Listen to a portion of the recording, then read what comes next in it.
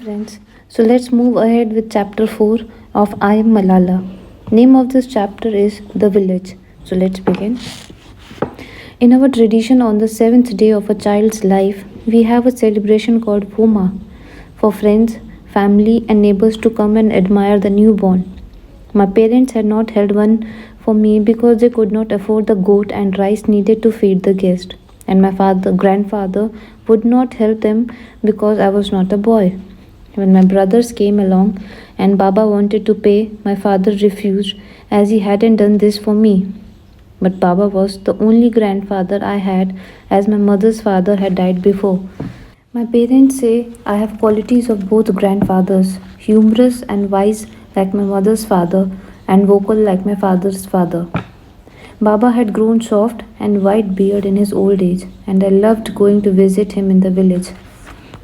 Whenever he saw me, he would greet me with a song, and he was still concerned about the sad meaning of my name and wanted to lend some happiness to it. Malala Maiwand Walada, Patul Jeha Kidda Khushalada, he sang, which means Malala is of Maiwand and she is the happiest person in the whole world. We always went to the village for the Eid holidays. We would dress in our finest clothes and pile into the flying coach, a minibus with brightly painted panels and jangling chains, and drive north to Burkana, our family village in Shangla. Eid happens twice a year.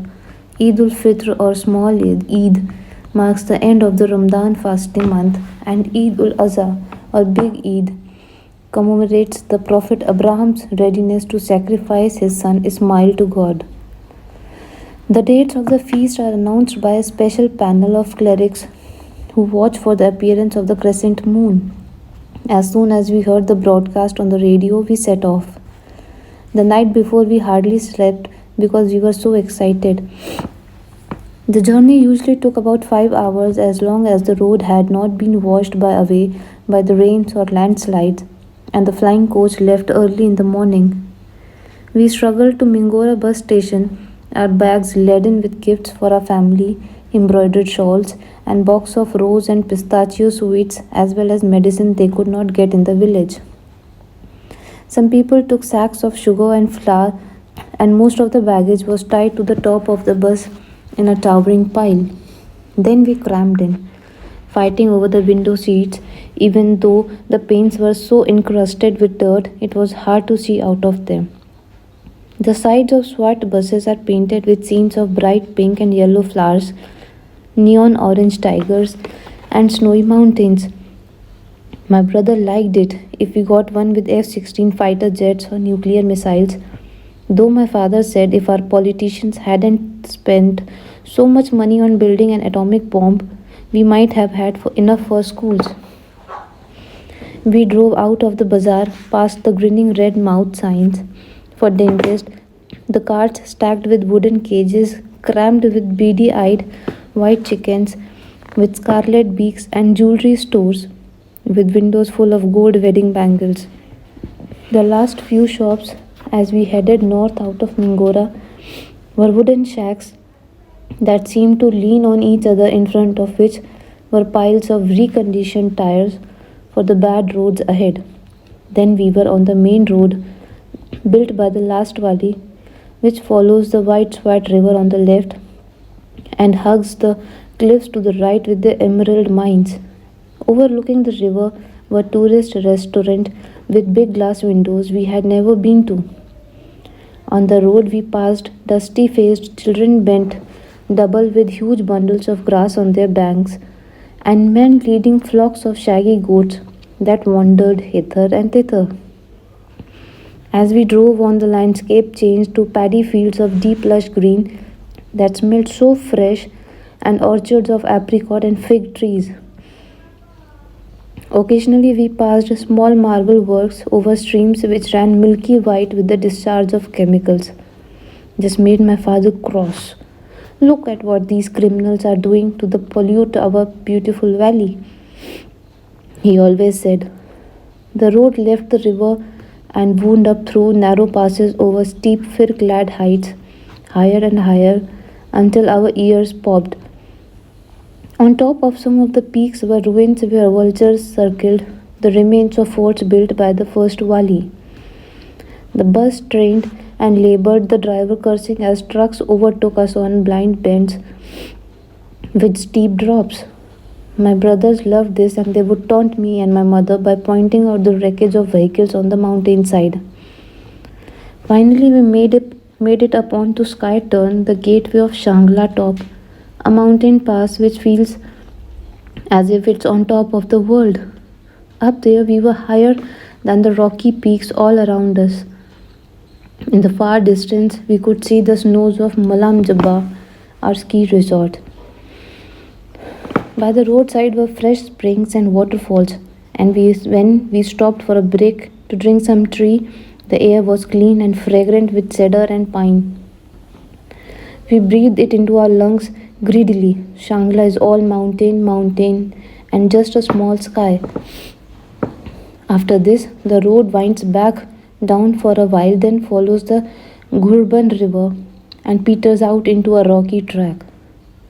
The only way to cross the river is by rope bridges or on a pulley system by which people swing themselves across in a metal box. The foreigners call them suicide bridges, but we loved them.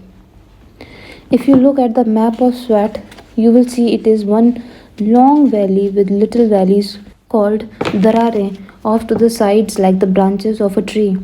Our village lies about halfway along the east. It's in the Kana Dara, which is enclosed by craggy mountain walls and so narrow there is not even room for a cricket ground. We call our village Barkana, but really there is a necklace of three villages along the bottom of the valley.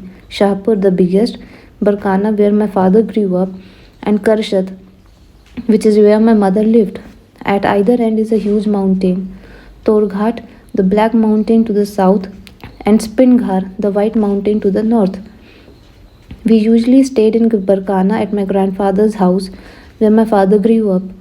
Like almost all the houses in the area, it was flat roofed and made of stone and mud.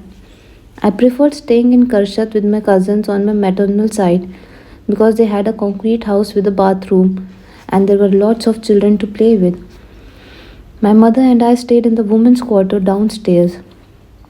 The women spent their days looking after the children and preparing food to serve to the men in their hujra upstairs. I slept with my cousin Anisa and Chumbul in a room which had a clock in the shape of a mosque and a cabinet on the wall containing a rifle and some packets of hair dye.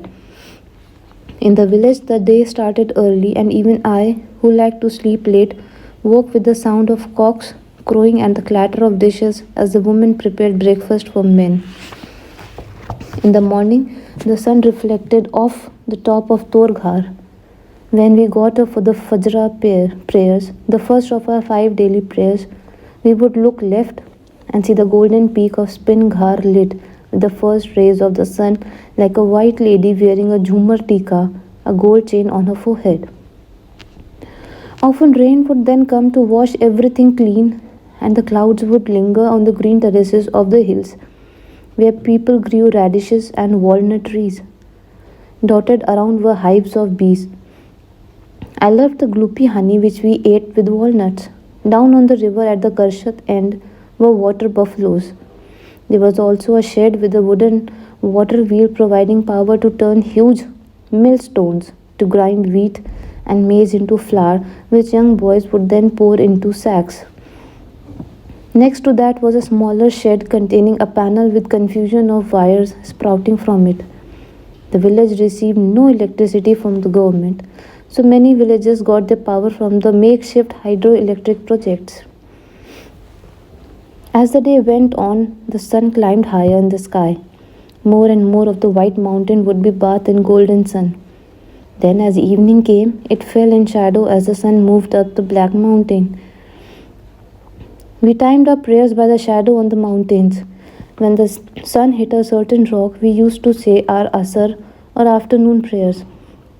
Then, in the evening, when the white peak of Spinghar was even more beautiful than in the morning, we said Makam or evening prayers.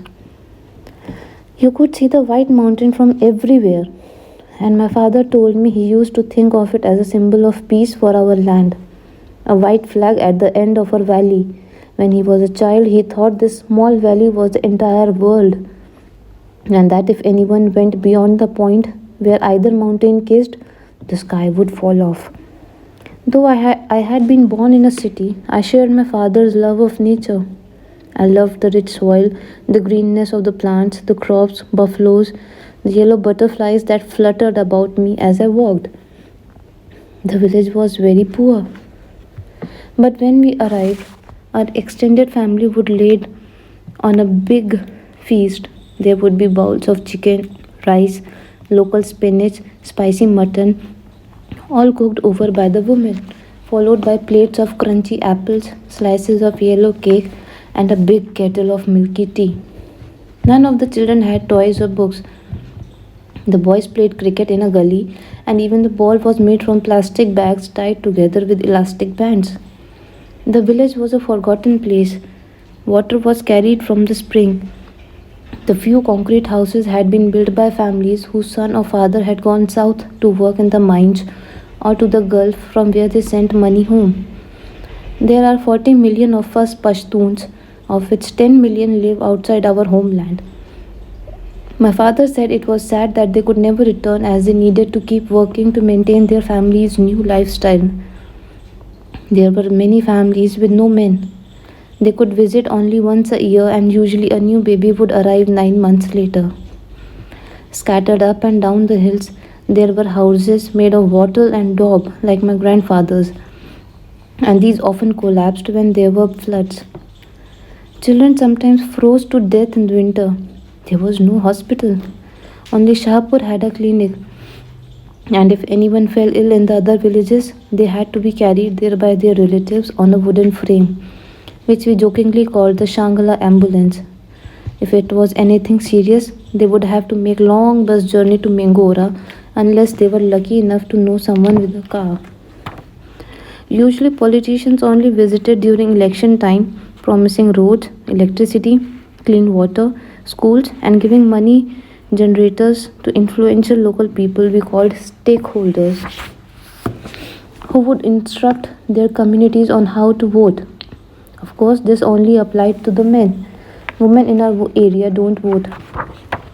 Then they disappeared off to Islamabad if they were elected to the National Assembly of or Peshawar for the Provincial Assembly, and we'd hear no more of them or their promises. My cousins made fun of me for my city ways. I did not like going barefoot. I read books and I had a different accent and used slang expressions from Mingora. My clothes were often from shops and not homemade like theirs. My relatives would ask me, "Would you like to cook chicken for us?" And I'd say, "No, the chicken is innocent. We should not kill her." They thought I was modern because I came from town. They did not realize people from Islamabad or even Peshawar would think me very backward. Sometimes we went up to the mountains and sometimes down to the river on family trips. It was a big stream, too deep and fast to cross when the snows melted in summer. The boys would fish using earthworms threaded like beads on a string hanging from a long stick. Everyone wanted me in their family as I was from Mingora and modern. The most beautiful girl was Tanzila, and we often gave her to the other group so we could have them as our bride. The most important part of the mock wedding was jewelry. We took earrings, bangles, and necklace to decorate our bride, singing Bollywood songs as we worked. Then we would put makeup on her face that we'd taken from our mothers, dip her hands in hot limestone and soda to make them white, and paint her nails red with henna. Once she was ready, the bride would start crying and we would stroke her hair and try to convince her not to worry. Marriage is part of life, we said. Be kind to your mother in law and father in law so they treat you well. Take care of your husband and be happy. At night, the village was very dark with just oil lamps twinkling in houses on the hills. None of the older women had any education, but they all told stories and recited what we called tapa, Pashto. My grandmother was particularly good at them. They were usually about love or being a Pashtun. No Pashtun leaves his land of his own sweet will, he would say. Either he leaves from poverty or he leaves for love. Our aunts scared us with ghost stories like the one about Sholgabate, the 20-figured man when they warned would sleep in our beds. We would cry in a terror through the fact as toe and finger in Pashto are the same. We were all 20-figured, but we didn't realize. To make us wash, our aunts told stories about scary woman called Shashaka, who would come after you with her muddy hands and stinking breath. And if you didn't take a bath or wash your hair, and turn you into a dirty woman with hair like rat's tail. She might even kill you. In the winter, when parents didn't want their children to stay outside in the snow, they would tell the story about the lion or tiger, which must always make the first step in the snow. Only when the lion or tiger has left their footprints, we were allowed to go inside. As we got older, the village began to seem boring. The only television was in the hujra of one of the wealthier families, and no one had a computer. Women in the village hid their faces whenever they left their parda quarters and could not meet or speak to men who were not their close relatives. I wore more fashionable clothes and didn't cover my face even when I became a teenager. One of my male cousins was angry and asked my father, "Why isn't she covered?" He replied, "She's my daughter. Look after your own affairs." But some of the family thought people would gossip about us and say we were not properly following Pashtun Wali. I am very proud to be a Pashtun, but sometimes I think our code of conduct has a lot to answer for, particularly where the treatment of women is concerned. A woman named Shahida, who worked for us, had 3 small daughters, told me that when she was only 10 years old, her father had sold her to an old man who already had a wife but wanted a younger one. When girls disappear, it was not always because they had been married off. There was a beautiful 15-year-old girl called Seema. Everyone knew she was in love with the boy, and sometimes he would pass by and she would look at him from her under her dark lashes. In our society, for a girl to flirt with any man brings shame to our family, though it's all right for the man. We have a custom called Swara, by which a girl can be given to another tribe to resolve a feud. It is officially banned but still continues. In our village, there was a widow called Suraya who married a widower from another clan which had a feud with her family. Nobody can marry a widow without the permission of her family. When Suraya's family found out that about the union, they were very furious. They threatened the widower's family until a jirga of village elders came to resolve the dispute. The jirga decided that the widower's family should be punished by handing over their most beautiful girl to be married to the least eligible man of the rival clan. The boy was a good for nothing, so poor that the girl's father had to pay all the expenses. Why should a girl's life be ruined to settle a dispute she had nothing to do with? When I complained about these things to my father, he told me that life was harder for women in Afghanistan. The year before I was born, a group called Taliban, led by the mullah, had taken over the country and was burning girls' school. They were forcing men to grow beards as long as a lantern and women to wear burqas. I read my books like Anna Karenina and the novels of Jane Austen and trusted in my father's word. Malala is as free as a bird. When I heard stories of the atrocities in Afghanistan, I felt proud to be in SWAT. Here a girl can go to school, I used to say. But the Taliban were right around the corner and were Pashtuns like us. For me, the valley was a sunny place, and I couldn't see the clouds gathering behind the mountains. My father used to say, "I will protect your freedom, Malala. Carry on with your dreams." So, friends, this is the end of chapter 4. Please stay tuned for chapter 5. Keep listening and keep supporting. Thank you.